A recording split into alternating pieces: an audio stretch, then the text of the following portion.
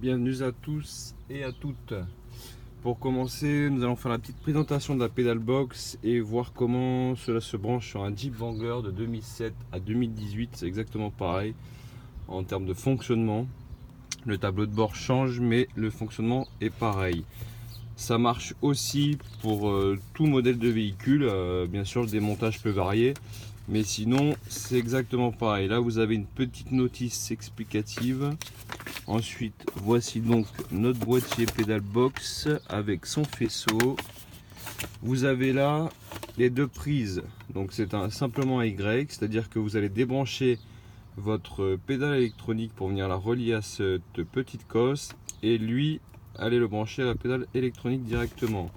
Vous avez le support pour la pédale box avec deux petits bouts de double face pour le coller, ainsi qu'une notice explicative.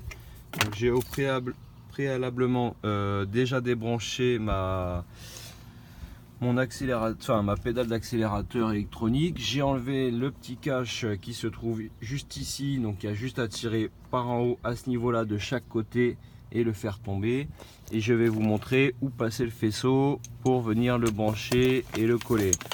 Donc c'est pas bien compliqué. Donc pour le faisceau, je le fais passer par ici. Une fois qu'on a fait passer le faisceau,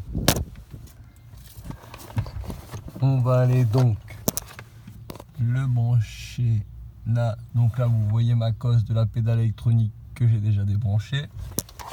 Donc voilà, j'ai branché mon faisceau.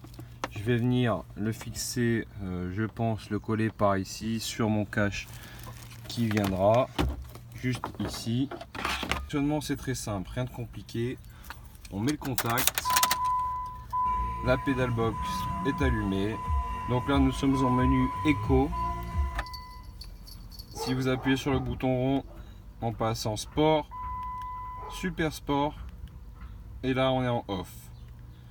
Sur chacun de ces modes, on va mettre en super sport.